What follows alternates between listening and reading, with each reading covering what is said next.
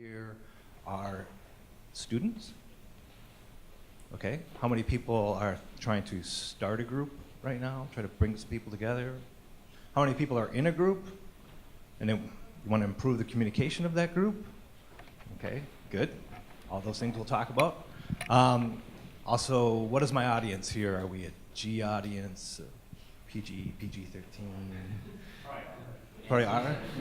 Depends on some of the stories. You know, so I just want to be respectful.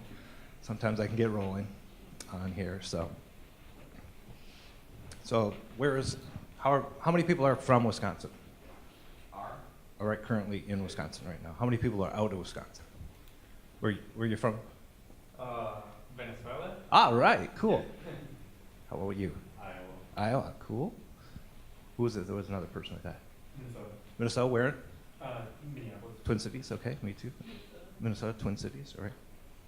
How about anybody from northern Wisconsin? Rhinelander? Anybody know of a Rhinelander? Yeah. Hodegs, thank you. That's where I graduated high school. Also went to Wausau for a little while. Eau Claire, Blue Golds. I think there's a lot of Stout people here. I'm actually on the board of directors for Stout's game program. So, 3 minutes.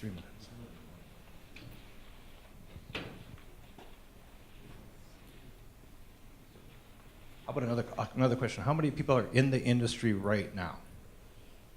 Okay, good. How many want to be in the industry? Everybody? How many people have shipped a product? Okay, keep your hands up. How many? 2 products? 3? 4? Cool. 5? 6? 7? You're the filament guy, right? Yeah, cool. Excellent. Good.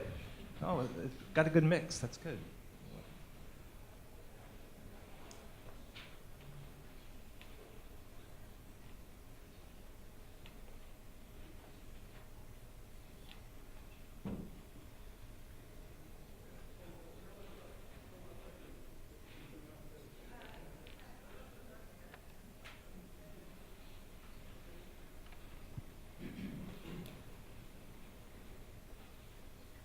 Well, if 2 people come in late, we'll get rolling here. So, hi, I'm Chip Pedersen.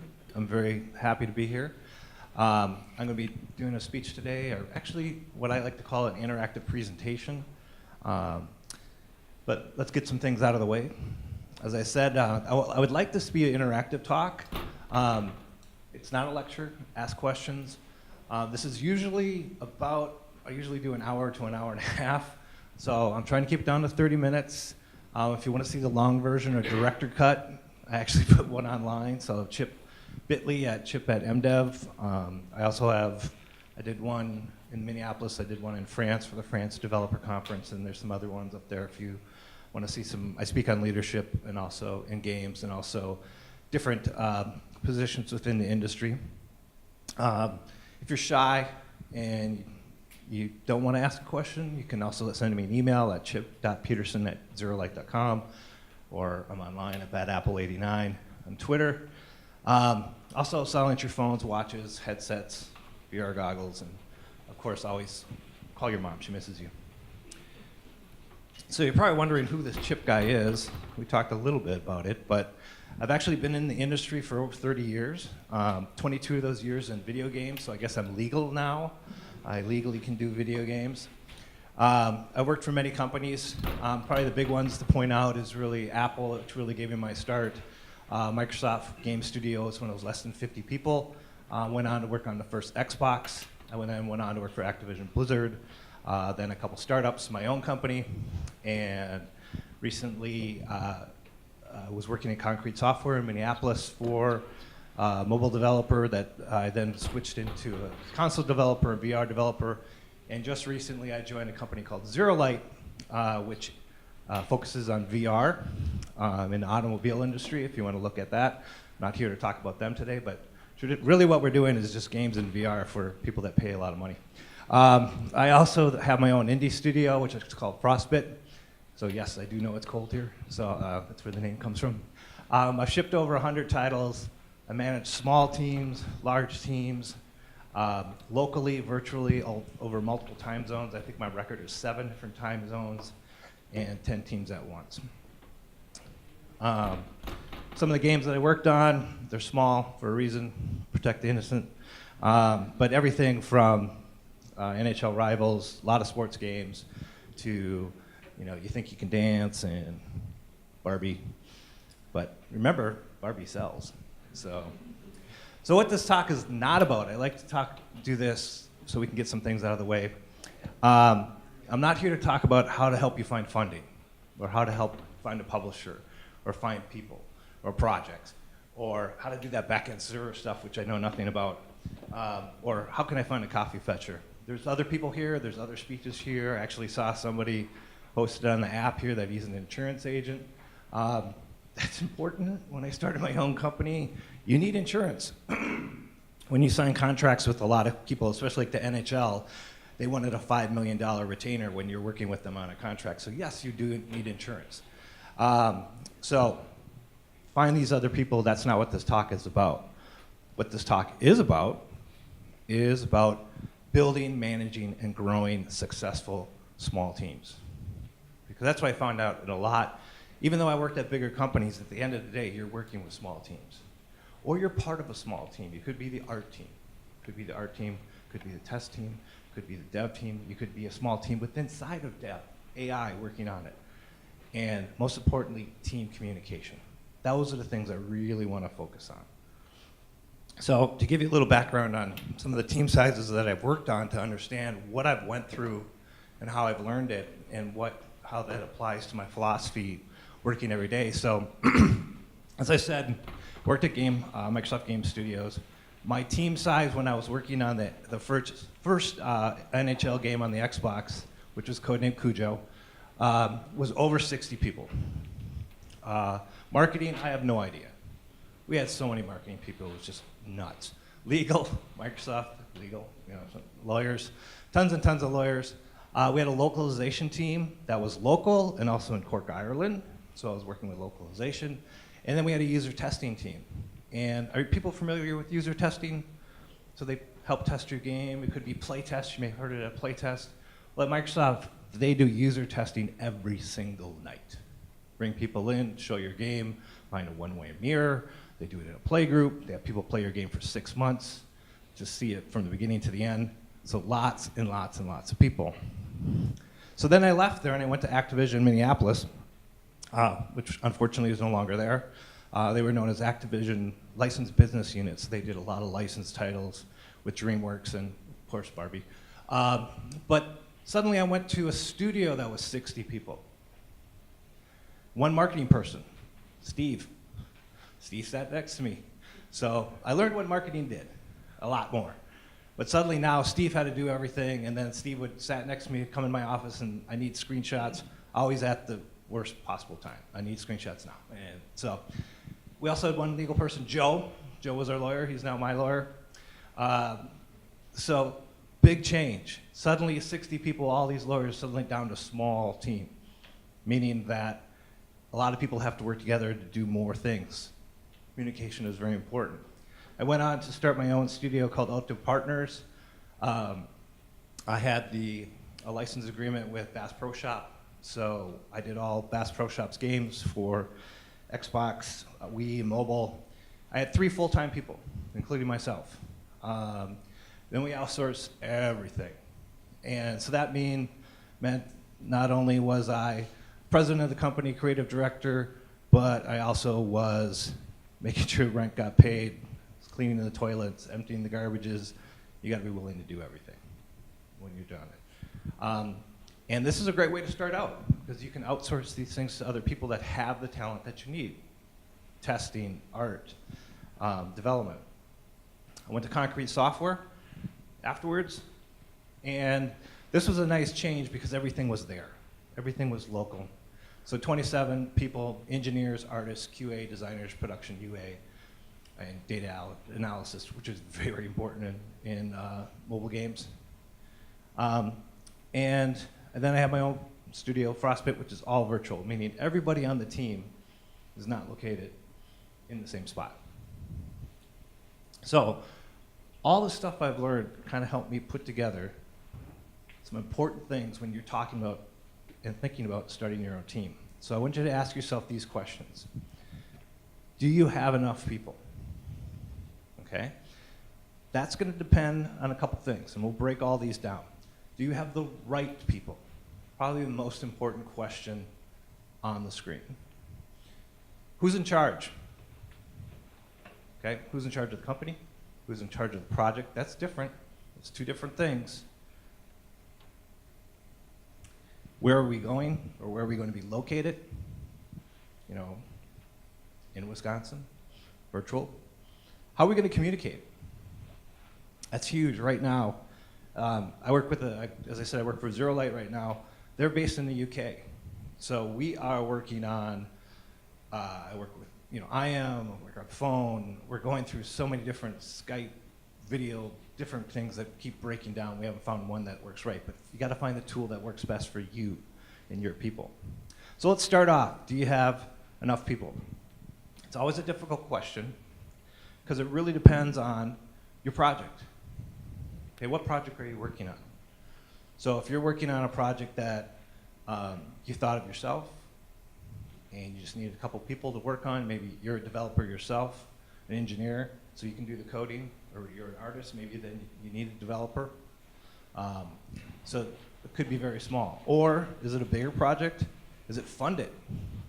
Your project is funded, then you really need to look at your budget to understand how many people can I afford to hire, to pay them, or not be paid, or at least get the project out.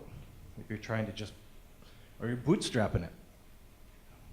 Is everybody doing it on their own? Is everybody helping on their own?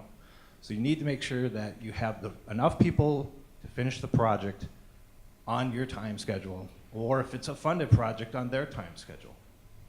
So,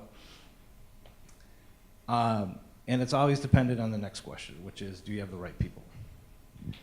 Every person on the project should have a specific role.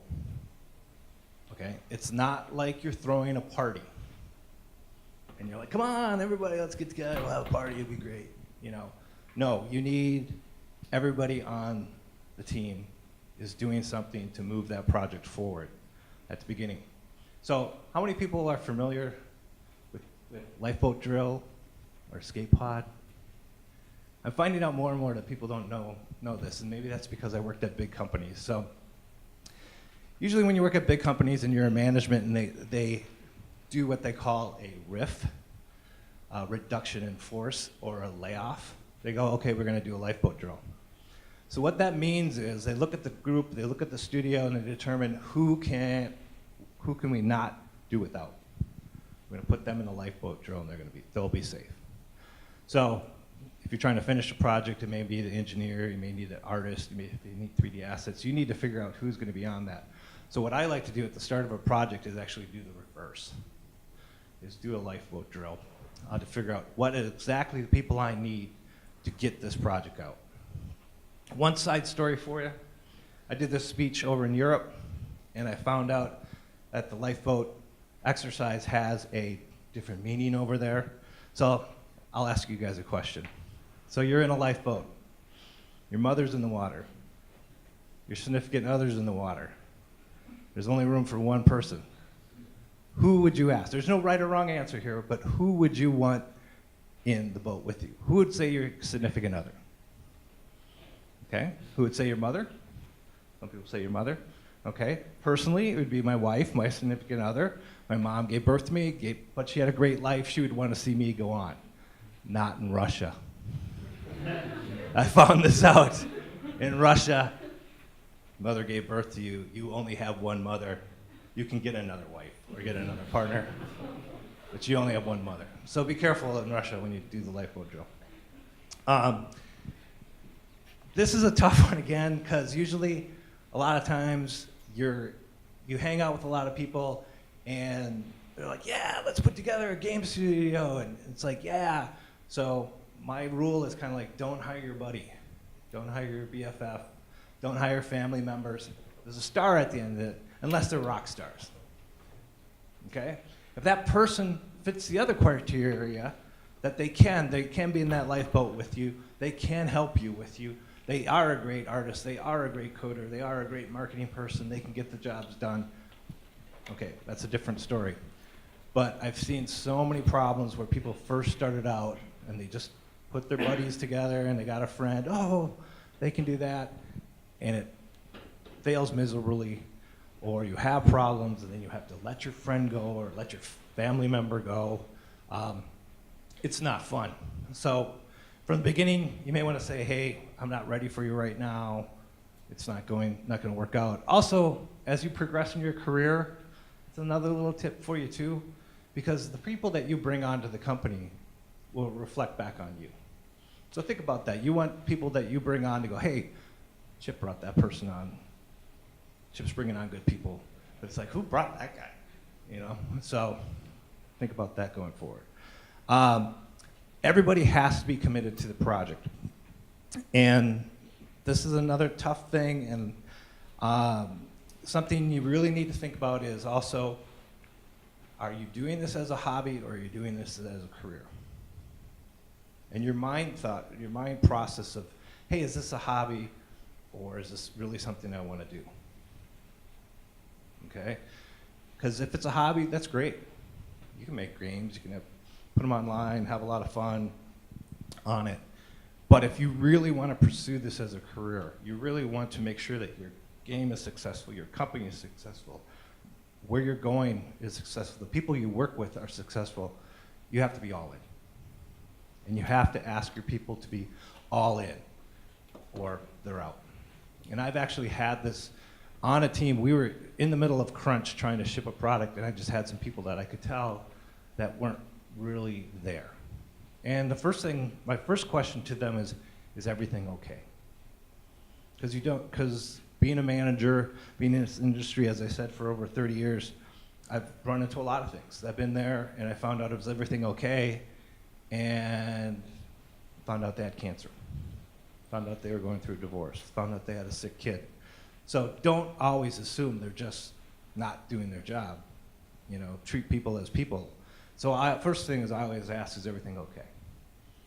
And then if everything is okay, then it's like, you know, I'm not seeing you put it in. What's going on? And usually they know. They're like, yeah, I'm just not into it. Warren spoke about it. Those two people are like, I'm not seeing Mickey. I'm not seeing Barbie. I'm not seeing, My Little Pony.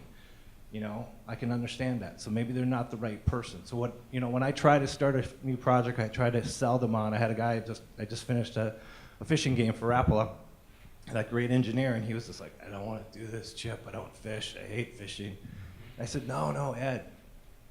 You're not creating a fishing game. You're creating an underwater experience that's never been done on a mobile game before. I want this water to be incredible. And then he got it. And then he understood. I put it in terms that he wanted to learn something, what he wanted to do, and then he was all in.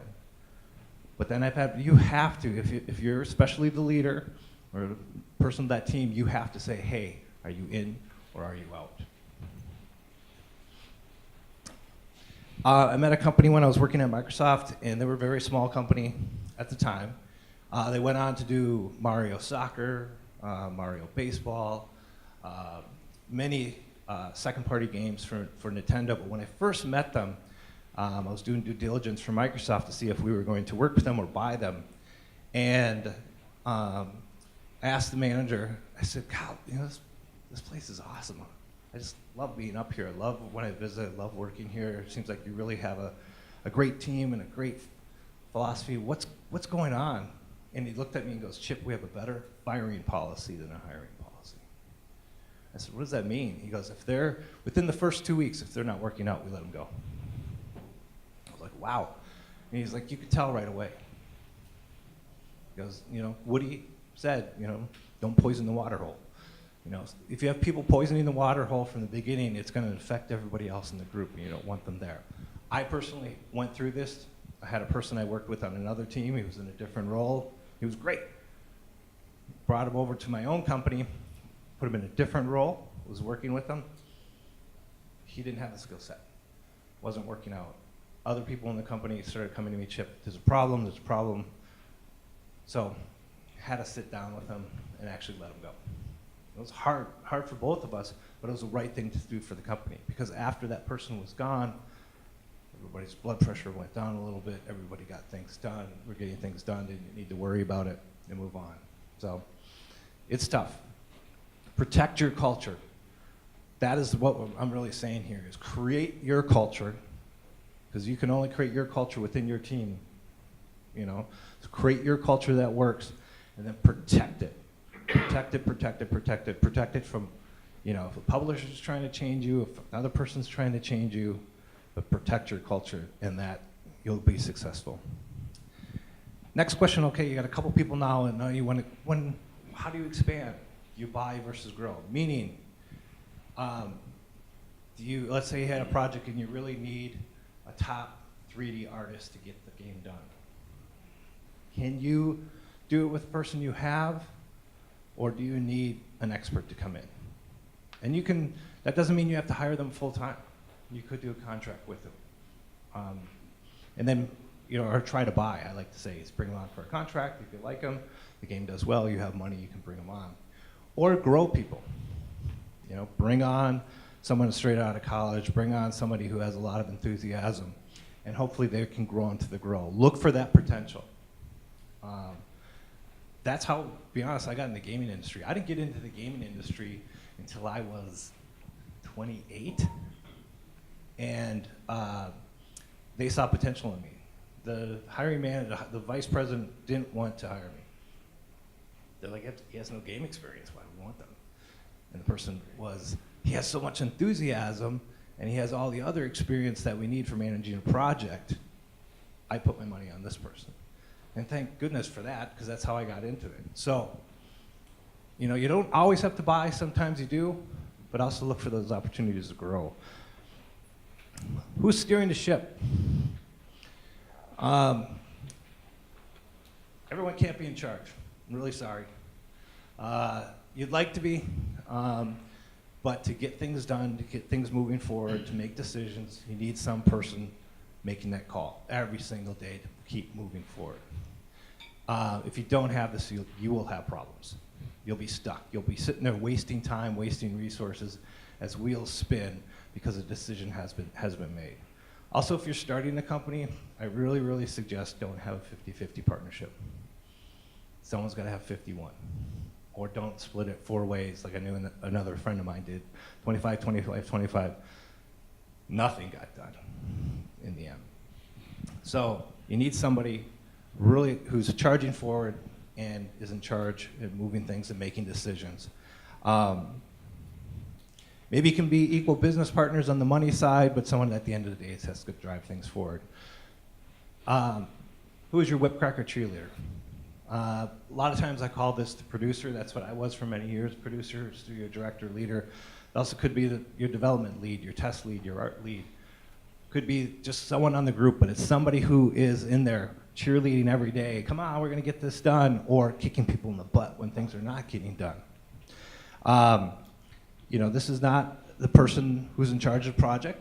It can be, but it's the person driving everything forward. And don't kid yourself, you really need somebody, because when you're starting out small and things are not getting done, you need somebody to say, hey, why is this not getting done? You said it was going to be done Friday. It's now Monday. It's not done. We need to get this going. Someone's got to stay on top of that schedule. They go by many names, as I said. You know, producer, project manager, scrum master, Rachel. Rachel was one of my best producers. I have my one legal slide. Have a contract. Even if you're 2 people, 3 people, have a contract. Go to the link on the bottom. You can put together a really quick contract to determine roles. What is the role in your company? Who you're doing? You know, what are your work expectations? What are you going to deliver? You're delivering code, you're delivering art, you're delivering test. How much money are you going to make out of this? Is there any royalties? A lot of people expect royalties, and there may not be at your role, you may not have those royalties. You know, credit in the game. That's a big thing. You may not, some people, when I first started Microsoft, no one got credits. There were not credits. And then there was a huge uproar, and then they had credits. Are you working for percent of the company? Maybe you don't have a salary, but you're working for percent of the company. Is this purely work for hire? So if you create, let's say you're creating a bunch of art assets for me, they're mine afterwards. You can maybe show them on your website if you have permission, but we own them. Or in a lot of cases, if you're building it for a publisher, they own them afterwards at work for hire. So, location, location, location. One of the biggest expenses after your employees is brick and mortar. That was my fun little studio I had. I shed a tear every day that's gone. I really suggest start small. That could be a kitchen table. Could be a coffee shop. Could be a co-working space. Those are getting bigger and bigger every day. Trade for space. This is something I did for a while. I worked, these people let me work out of their office if I would go to their meetings and make them look bigger.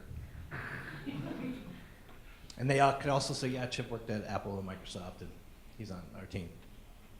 Trade. Do you know BYOD? Bring your own desk. Close. Bring your own device, but you're perfect for the next one, which is BYOF. Bring your own furniture. I did this at a studio, and it was just really kind of boring, so I started bringing in old furniture that I had, and suddenly we had couches, and people were really happy, and it was fun, much funner than just sitting in a cube. And some people like to talk on a couch and sit on the couch, or it was also great for sleeping overnight.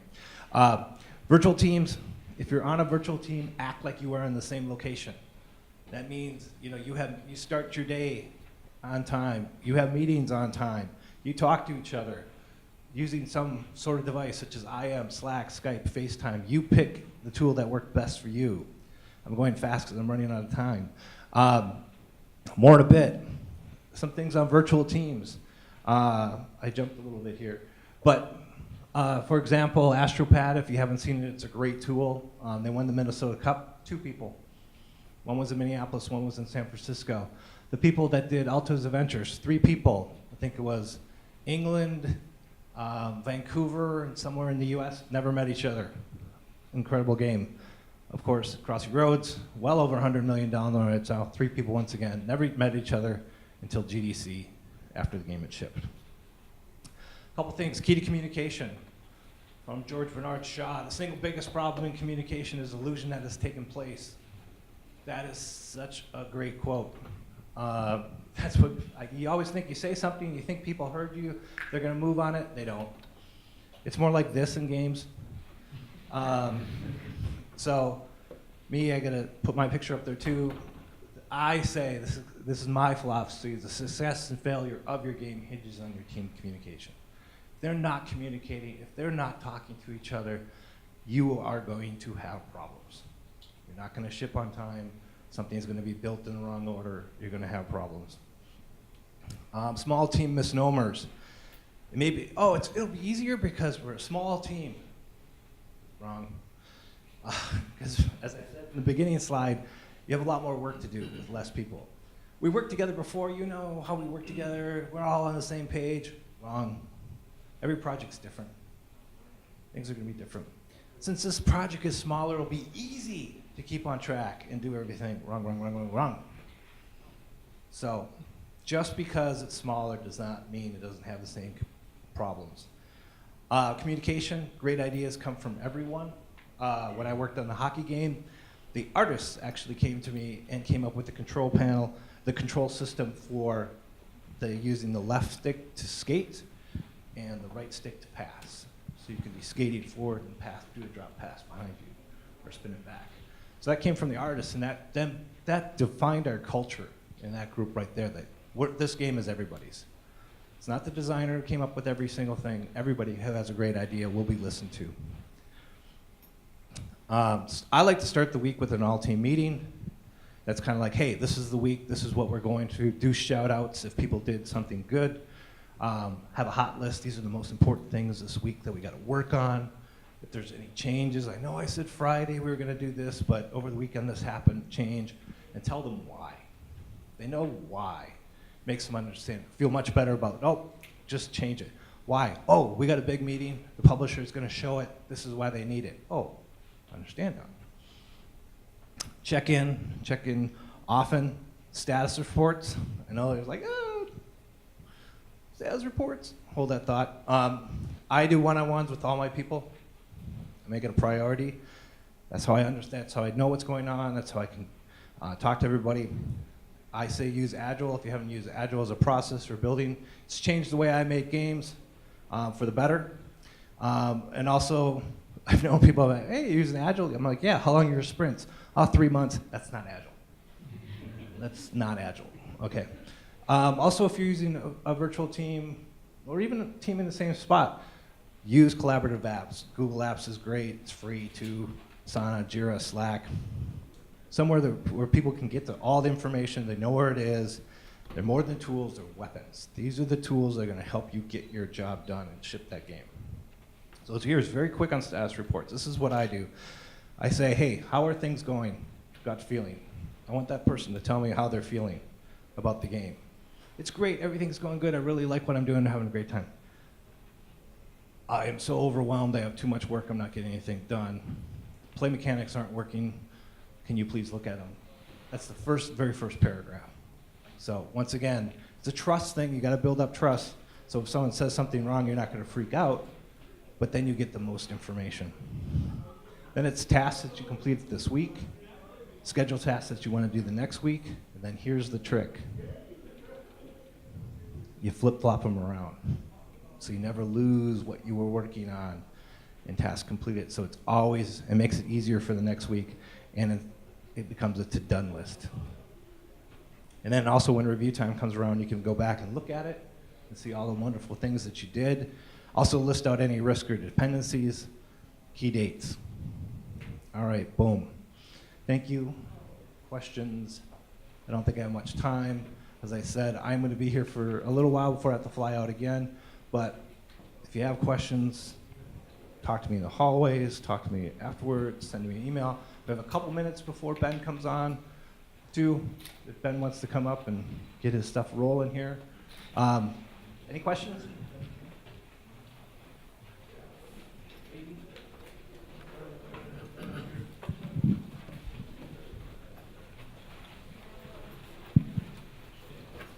Any questions?